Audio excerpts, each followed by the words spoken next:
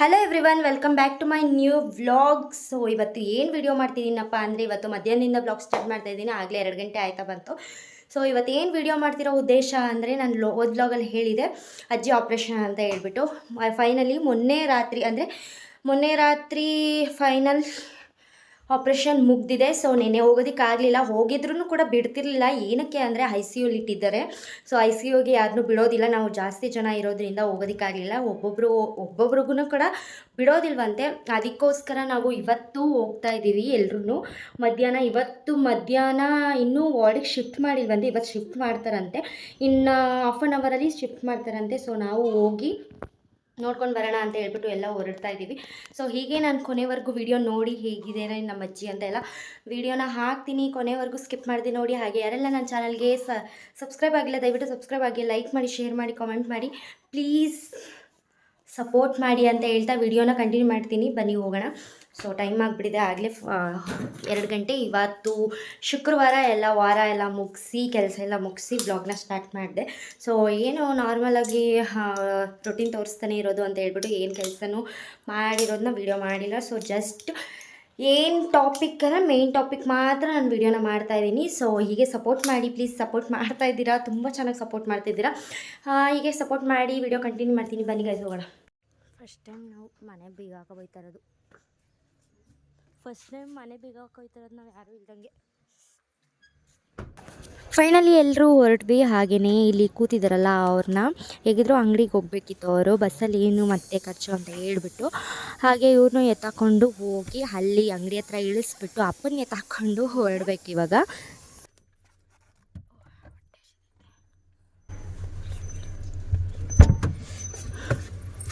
ತಿರ್ಗಾ ಸಿಸ್ವರ್ ಕರ್ಕೊಯ್ತಿದ್ದೀರ ಈಗ.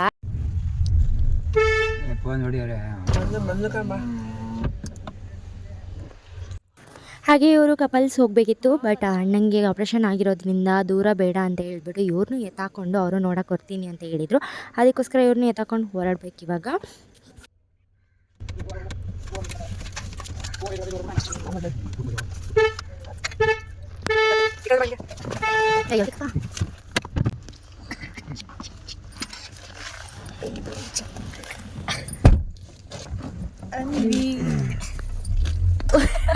ತಾಯಿ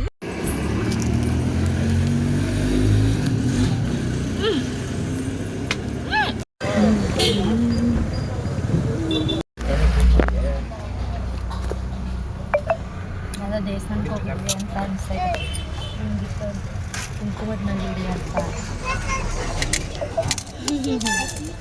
ಪೋತಿ ಚಿನಿಲಿ.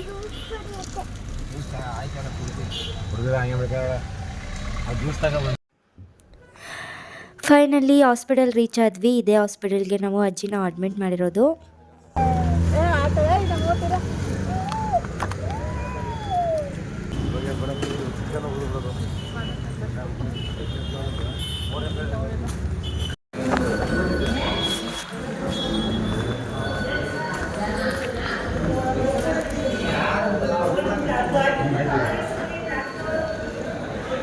ಮೇಲೆ ಹತ್ಕೊಂಡು ಹೋಗೋಣ ಬನ್ನಿ.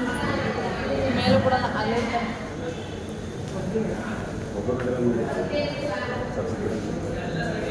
ಏನಂತೆ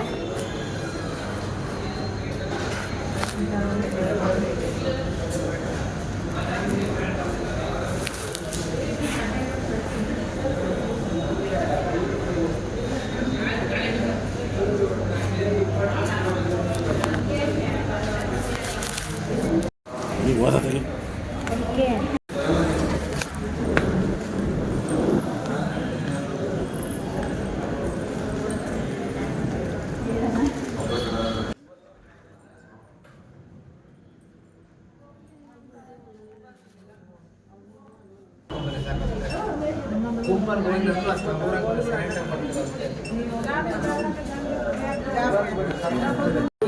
ಅಲ್ಲಿ ಇರ್ತಾರೆ ಆಲ್ರೆಡಿ. ಅವ್ರಿಗೆ ಫೋನ್ ಮಾಡ್ತಾರೆ, ಆಯ್ತಾ? ಸಾಕು ಹೋಗಿ ಅವ್ರಿಗೆ ಫೋನ್ ಮಾಡ್ತಾರೆ, ಬಂದು ನೋಡಪ್ಪ ಕರ್ಕೊಂಡು ಅಂತ ಹೇಳ್ತಾರೆ. ಈಗ ಇವರು ಸೆಕೆಂಡ್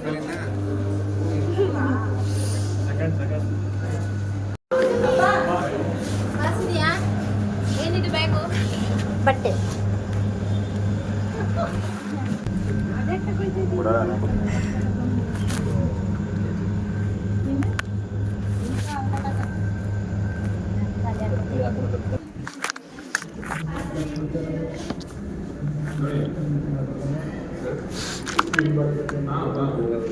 ಆಸ್ತರಕ್ಕಿಲ್ಲ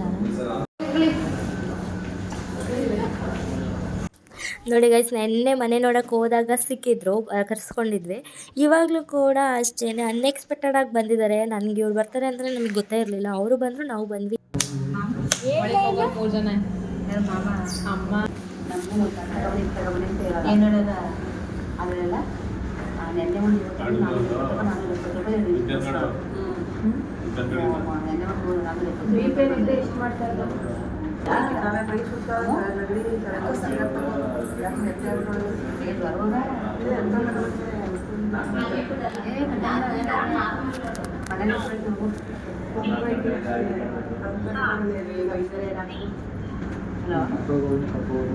ಫೈನಲಿ ಇವರೆಲ್ಲ ನೋಡ್ಕೊಂಡು ಬಂದರು. ಇವಾಗ ನಮ್ಮನ್ನು ಬಿಟ್ಟರು. ಇವಾಗ ನಾವು ಹೋಗ್ತಾ ಇದ್ದೀವಿ.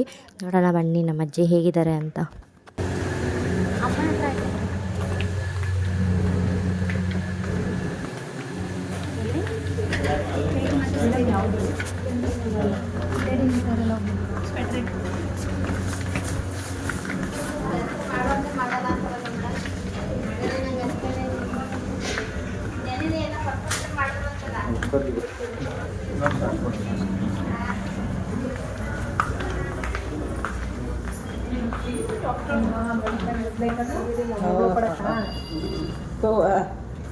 ನೀವು ಮಡಿಕೋಬೇಕು ಇರಕ್ಕೆ ಆಸ್ಪತ್ರೆ ಕೊಡಕ್ಕೆ ಹುಷಾರಾಗಿದ್ದೀರಾ?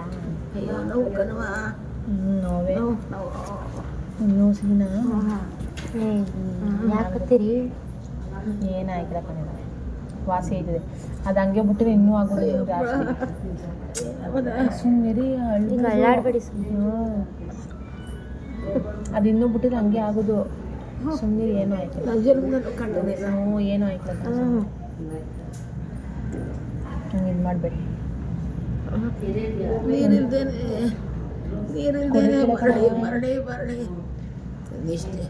ಕೊಡಿಕಿಲ್ಲ ಕಣವ, ಬೇದಿ ಆಗೋಯ್ತದೆ ಬರೀ ನೀರು ಕುಡಿದ್ರೆ. ನೀರು ಬಿಟ್ಟಿದ್ರಾಗಿತ್ತು. ಕೊಡಲ್ಲ. ಆಪ್ರೇಷನ್ ಮಾಡಿ ಕರ್ಕೊಂಬಂದವ್ರಿಗೆ ಕೊಡಿಕಿಲ್ಲ. ಅದು ಇನ್ನೊಂಥರ ಇದಾಗ್ಬಿಡ್ತಿದೆ ಅಂತ ಕೊಡ್ಸಿಕ್ಕಿದ. ಒಣಗೋಗಿತ್ತು ಕಣವ. ಈಗ ಕೊಡ್ತಿದ್ದಾರಾ ಊಟನ? ಇನ್ನೂ ಗಂಜಿನ?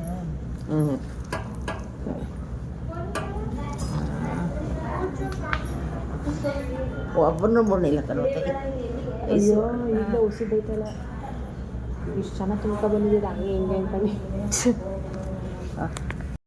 ಅವ್ರು ಏನು ಕೊಡ್ತಾರೆ ಅದನ್ನೇ ಇದು ಮಾಡಿ, ಯಾಕಂದರೆ ಅವರು ಕೊಡ್ತಿಲ್ಲ.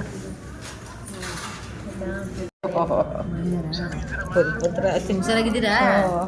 ಹುಷಾರಾಗಿವನೇ ಕಣಪ್ಪ.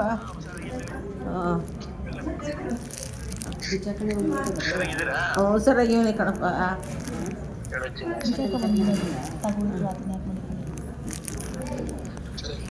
ನಾಳೆಗೆ ಬರ್ಬೇಕಂತೆ. ಆಯಿತು ಕಣಪ್ಪ. ಹಾಂ, ಚೆನ್ನಾಗಿ ಓದಪ್ಪ ನೀನು. ನೋಡಿದ್ರಲ್ವ ಗೈಸ್ ನಮ್ಮ ಅಜ್ಜಿ ಹೇಗಿದ್ದಾರೆ ಅಂತ. ಯಾರಿಗೂ ಕೂಡ ಈ ಥರ ಪರಿಸ್ಥಿತಿ ಬರಬಾರ್ದು ಅಂತ ಕಣ್ಣಲ್ಲಿ ನೀರು ತುಂಬಂತು.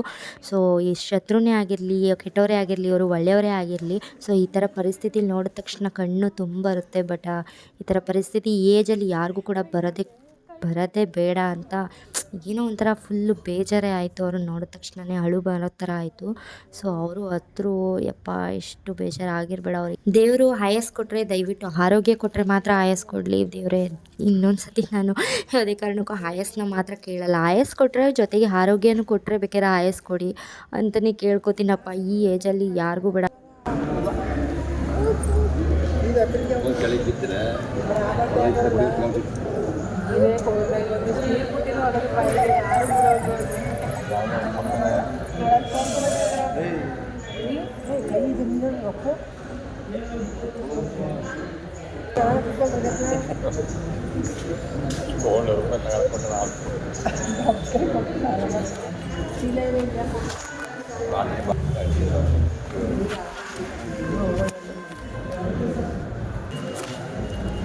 ಏನು ಮಾವ ಸೊಸೆ ವಿಷಯ ಹಿಂಗೆ ಬಂದ್ಬಿಡಿ.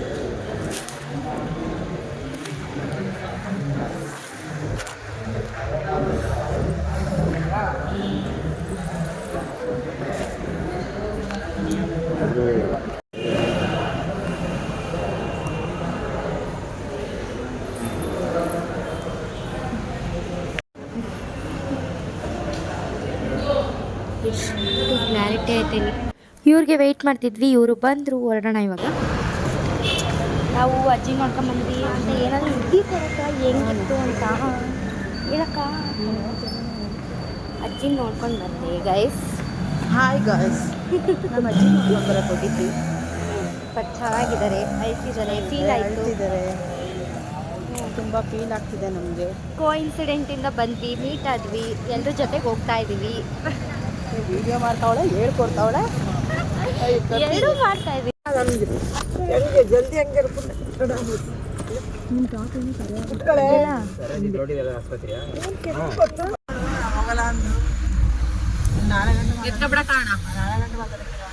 ಬೇಕಾಗಿಲ್ಲ ಮಾತಾಡೋದ್ರ. 600 ರೂಪಾಯಿ ಕಳಿಸಿದ್ದು, 6 ರೂಪಾಯಿ ಕಳಿಸಿದ್ದೀರಲ್ಲ, ಲೆಕ್ಕಿ ಕಳಿಸಿ. ಮಂಜುಳ ಆಂಟಿಗೆ ತೋರಿಸ್ತೀನಿ, ಮುನ್ಸ್ಕೊಳ್ಳಿ. ಅವಳು ಮುನ್ಸಿದ್ದೆ ಅವಳಿಗೆ. ಮಂಜುಳಾಂಟಿಗೆ ಫೋನ್ ಮಾಡ್ಬೇಕು. ಇಲ್ಲ ಇಲ್ಲ, ವಿಡಿಯೋ ಮಾಡ್ಕೊತಾ ಇದ್ದೀನಿ, ಅವ್ರಿಗೆ ತೋರ್ಸಕ್ಕೆ. ಕಳ್ಸಕ್ಕ ಕಳ್ಸಿ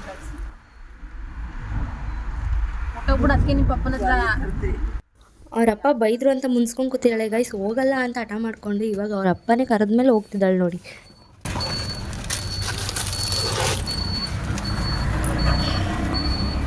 ಯಾಕೆ ಅಂಗಡಿ ಹತ್ರನೇ ಬಂದ್ವಿ ಅಂತ ಅಂದರೆ, ಸೊ ಇವ್ರದ್ದೇ ಅಂಗಡೀಲಿ ಇರೋ ಟೈಮಿಂಗ್ಸ್ ಆಗಿದೆ, 5 ಗಂಟೆ ಆಗಿದೆ. ಸೊ ಅಪ್ಪ 4 ಗಂಟೆ ರಾತ್ರಿಗೆ ಬಂದು 3 ಗಂಟೆಗೆ ಬಂದುಬಿಡ್ತಾರೆ. ನೆಕ್ಸ್ಟ್ ಶಿಫ್ಟು ಇವ್ರದ್ದು.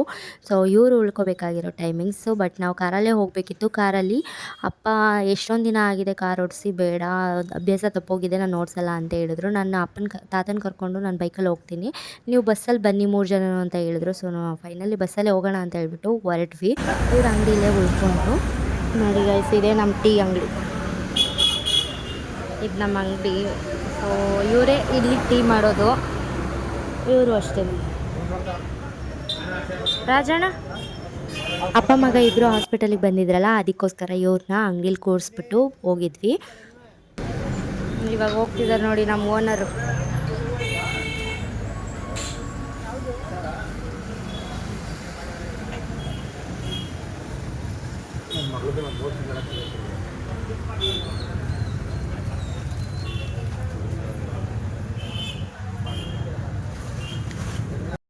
ಫೈನಲಿ ಬಸ್ ಸ್ಟ್ಯಾಂಡಿಗೆ ಬಂದೆ. ಬಸ್ ಸ್ಟ್ಯಾಂಡ್ ಪಕ್ಕನೇ ಇರೋದು ನಮ್ಮ ಅಂಗಡಿ, ಅಂದರೆ ವಿಕ್ರಾಂತಲ್ಲಿರೋದು. ವಿಕ್ರಾಂತ್ ಯಾರೆಲ್ಲ ನೋಡಿದ್ದೀರಾ ಮೈಸೂರಲ್ಲಿ ದಯವಿಟ್ಟು ಕಮೆಂಟ್ ಮಾಡಿ. ಹಾಗೆ ವಿಕ್ರಾಂತಲ್ಲಿ G+S ಕಾಲೇಜಿಗೆ ಯಾರ್ಯಾರು ಹೋಗ್ತಿದ್ದೀರಾ ಅವರು ಕಮೆಂಟ್ ಮಾಡಿ ನೋಡಿರೋರು. ಸೊ ಇದೇ ನಮ್ಮ ಅಂಗಡಿ. ಫಸ್ಟ್ ಈ ವಿಡಿಯೋದಲ್ಲೇ ನಾನು ನಮ್ಮ ಅಂಗಡಿ ಅಡ್ರೆಸ್ನ ಹೇಳ್ತಿದ್ದೀನಿ. ಪಕ್ಕದಲ್ಲಿ ಹೋಟ್ಲು ಇರೋದು, ಬಾಡಿಗೆ ಕೊಟ್ಟಿದ್ದೀವಿ. ಸೊ ಅವ್ರು ಇರಲಿಲ್ಲ, ಅವ್ರಿಗೆ ಬದಲು ಇವರು ಎಗ್ ರೈಸ್ ಹೊಡಿತಿದ್ರು. ನಾನು ಅದನ್ನ ನೋಡಿದೆ, ಅದಕ್ಕೋಸ್ಕರ ಈ ವಿಡಿಯೋನ ಕ್ಯಾಪ್ಚರ್ ಮಾಡಿದೆ. ಸೊ ನಾನು ಫಸ್ಟ್ ಟೈಮ್ ಅವ್ರು ಎಗ್ ರೈಸ್ ಡೈರೆಕ್ಟಾಗಿ ನಾನು ನೋಡ್ತಿರೋದು, ಎಗ್ ರೈಸ್ ಹೊಡಿತಾ ಇರೋದು. ಬಟ್ ಎಗ್ ರೈಸ್ ಹೊಡಿತಿದ್ರು, ಬಟ್ ಅದಕ್ಕೋಸ್ಕರ ಕ್ಯಾಪ್ಚರ್ ಮಾಡಿ ಇದಕ್ಕೆ ಹಾಕೋಣ ಅಂತ ಹೇಳ್ಬಿಟ್ಟು ನೋಡಿದೆ. ಬಟ್ ಅವ್ರಿಗೆ ಗೊತ್ತಿಲ್ಲ ಈ ವಿಡಿಯೋ ಮಾಡ್ತಿರೋದು. ಹಾಗೆಯೇ G+S ಹಾಗೆ ವಿಕ್ರಾಂತ್ ಯಾರೆಲ್ಲ ನೋಡಿದ್ದೀರಾ. ಹಾಗೆ ನಮ್ಮ ಅಂಗಡೀಲಿ ನಮ್ಮ ಹಸ್ಬೆಂಡ್ನ ಎಷ್ಟೊಂದು ಜನ ಮಾತಾಡ್ಸ್ತಾರಂತೆ, ಅಣ್ಣ ಅತ್ತಿಗೆ ಅಂತ. ಥ್ಯಾಂಕ್ ಯು ಸೋ ಮಚ್, ನಿಮ್ಮ ಪ್ರೀತಿಗೆ ಯಾವತ್ತೂ ನಾನು ಚಿರಋಣಿ.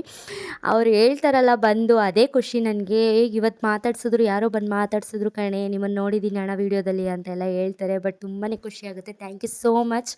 ಹೀಗೆ ನಿಮ್ಮ ಪ್ರೀತಿ ನಮ್ಮ ಮೇಲೆ ಸದಾ ಇರಲಿ ಅಂತ ಹೇಳ್ತೀನಿ.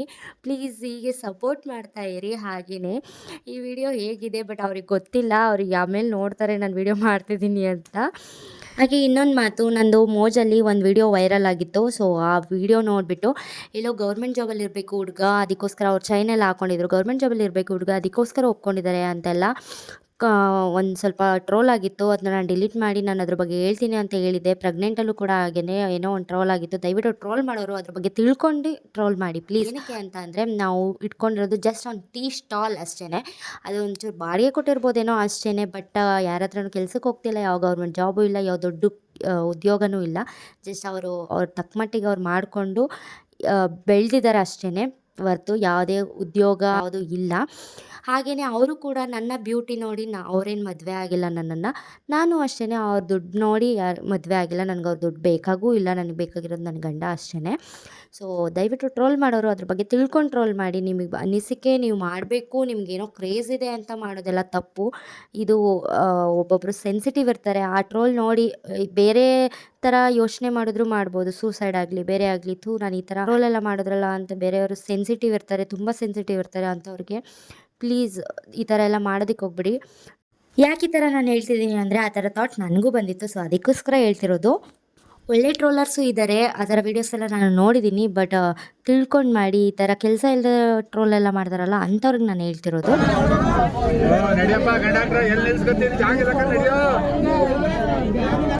ಬಸ್ ಇಲ್ಲ ಇನ್ನ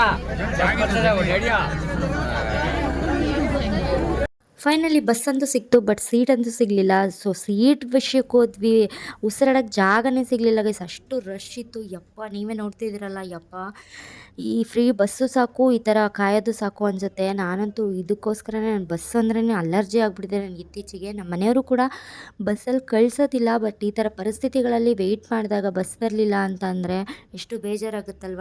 ಪರಿಸ್ಥಿತಿ ಬಂದೇ ಬರುತ್ತೆ, ಯಾವಾಗಲೂ ಕಾರಲ್ಲೇ ಹೋಗೋಕ್ಕಾಗಲ್ಲ, ಬಸ್ಸಲ್ಲಿ ಹೋಗೋ ಪರಿಸ್ಥಿತಿನೂ ಬಂದೇ ಬರುತ್ತೆ. ಬಟ್ ಈ ಥರ ಕಾಯೋದು ನೋಡಿದ್ರೆ ಬಸ್ಸೇ ಬೇಡ ಅನಿಸ್ಬಿಡುತ್ತೆ. ಯಪ್ಪ, ಯಾವಾಗ ಈ ಫ್ರೀ ಬಸ್ ಮುಗಿಯುತ್ತೋ ಅನ್ನೋ ಥರ ಆಗಿಬಿಟ್ಟಿದೆ. ದಯವಿಟ್ಟು ಟೈಮಿಗೆ ಬಸ್ ಬಿಡಿಯಪ್ಪ ಪ್ಲೀಸ್ ಅಂತ ಬೇಡ್ಕೊಳ್ಳೋಷ್ಟು ಬೇಸತ್ತ ಹೋಗ್ಬಿಟ್ಟಿದ್ದಾರೆ ಜನಗಳು. ಅದರಲ್ಲೂ ಬೇರೆ ನನ್ನ ಪಾಪುನ ಬೇರೆ ಎತ್ಕೊಂಡಿದ್ದೀನಿ, ಅವ್ರು ಬೇರೆ ಪ್ರೆಗ್ನೆಂಟು, ಆ ಥರ ಕಂಬಿಗಳೆಲ್ಲ ಇದೆ, ತಳ್ತಿದ್ದಾರೆ, ನೂಗ್ತಿದ್ದಾರೆ. ಅಪ್ಪ, ಜನಗಳಿಗೆ ಯಾವಾಗ ಅರ್ಥ ಮಾಡ್ಕೋತಾರೋ.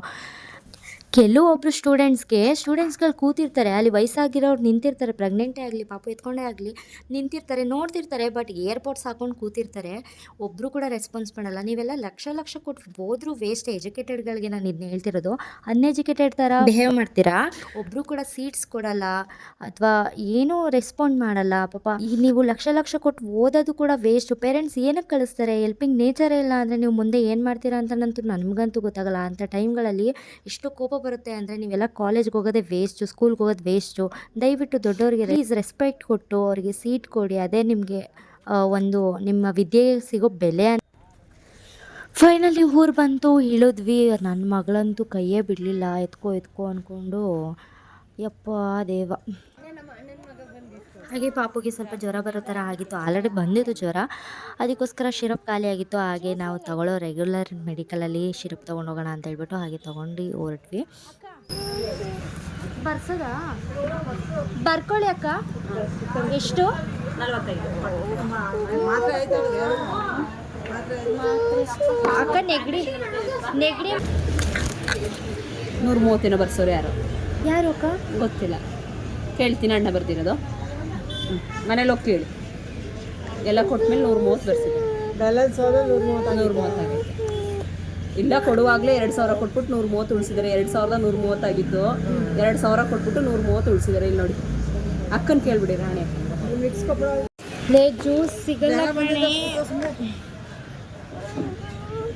ಹೋಗು, ಪೂರ್ವಣಿಗಳು ತೆಗೆದುಕೊಟ್ಟು ಕಳಿಸ್ತೀನಿ. ಬರ್ತಾನೆ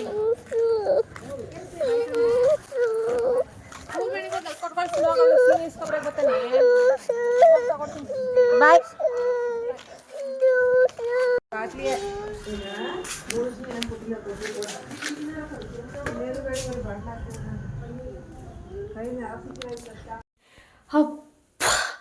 ನೋಡಿದ್ರಲ್ವ ಗೈಸ್, ಬಸ್ ಎಷ್ಟು ರಶ್ ಇತ್ತಂದರೆ ಯಪ್ಪ ದೇವರೇ, ನಾನು ಯಾವತ್ತೂ ಕೂಡ ಇಷ್ಟು ರಶಲ್ಲಿ ನಾನು ಹತ್ತಿರಲಿಲ್ಲ.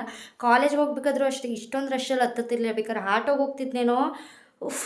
ದೇವರಾಣೆ ತುಂಬ ಸುಸ್ತಾಗೋಯ್ತು, ಕಾಲು ನೋವು ಅಂದ್ಕೊತು. ಪಾಪುನ ಕೆಳಗಡೆನೇ ಇಳಿಸಿಲ್ಲ, ಎತ್ಕೊಂಡೇ ನಿಂತಿದ್ದೀನಿ, ಯಾರೂ ಸೀಟು ಕೊಟ್ಟಿಲ್ಲ. ಪ್ಲೀಸ್ ದಯವಿಟ್ಟು ಹಿರಿಯರಿಗೆ ಆಗಲಿ, ಪಾಪುಗಳಿಗೆ ಆಗಲಿ, ಪ್ರೆಗ್ನೆಂಟ್ಗಳಿಗೆ ಆಗಲಿ, ಪ್ಲೀಸ್ ಸ್ಟೂಡೆಂಟ್ಸು ಎಜುಕೇಟೆಡು ಸೀಟ್ ಕೊಡೋದನ್ನ ಕಲೀರಿ ಪ್ಲೀಸ್. ಯಪ್ಪ, ಬೇಡ ಅನ್ನಿಸ್ಬಿಡ್ತು ನನಗಂತೂ. ಈ ಫ್ರೀ ಬಸ್ಸು ಬೇಡ, ಈ ಥರ ಸ್ಥಿತಿನೂ ಬೇಡ ಅನ್ನಿಸ್ತು. ಸೊ ವ್ಲಾಗ್ನ ಹೆಂಗೆ ಮಾಡ್ತಿದ್ದೀನಿ, ಹೇಗಿತ್ತು ನನ್ನ ವ್ಲಾಗ್ ಅಂತ ಕಮೆಂಟ್ ಮಾಡಿ. ಅಜ್ಜಿ ಸ್ಥಿತಿ ಪಾಪ ಅನ್ನಿಸ್ತು. ಸೊ ನಿಮಗೆ ಹೇಗೆ ಅನ್ನಿಸ್ತು ಅಂತ ಕಮೆಂಟ್ ಮಾಡಿ. ಹೀಗೆ ವಿಡಿಯೋ ಕೊನೆವರೆಗೂ ನೋಡಿ ಅಂತ ಹೇಳ್ತಾ ವಿಡಿಯೋ ಹೆಂಗೆ ಮಾಡ್ತಿದ್ದೀನಿ. Thank you so much, thank you for watching. Next ವ್ಲಾಗಲ್ಲಿ ಸಿಗೋಣ. ಬಾಯ್. ಆದಷ್ಟು ಬೇಗ ನೆಕ್ಸ್ಟ್ ವ್ಲಾಗ್ನ ಮಾಡ್ತೀನಿ. ಹೊಟ್ಟೆ ಹಸಿದಿದೆ, ಮಧ್ಯಾಹ್ನ ಊಟನೂ ಮಾಡಿಲ್ಲ, ಹಾಗೆ ಬಂದ್ವಿ ನಾವು. ಇವಾಗ 6 ಗಂಟೆ ಆಗಿದೆ. ಇವಾಗ ಊಟ ಬೇಡ, ಟೀ ಏನಾದರೂ ಇಟ್ಬಿಟ್ಟು ಕುಡಿದ್ಬಿಟ್ಟು ದೀಪ ಹಚ್ಬಿಟ್ಟು ಮುಗಿಸ್ತು. ಸೊ ವ್ಲಾಗ್ನ ಏನು ಮಾಡ್ತೀನಿ. Thank you so much. Bye. Next ವ್ಲಾಗಲ್ಲಿ ಸಿಗ್ತೀನಿ ಬೇಗ, ಆದಷ್ಟು ಬೇಗ ವ್ಲಾಗ್ನ ಮಾಡ್ತೀನಿ ನೆಕ್ಸ್ಟ್ ವ್ಲಾಗ್ನ.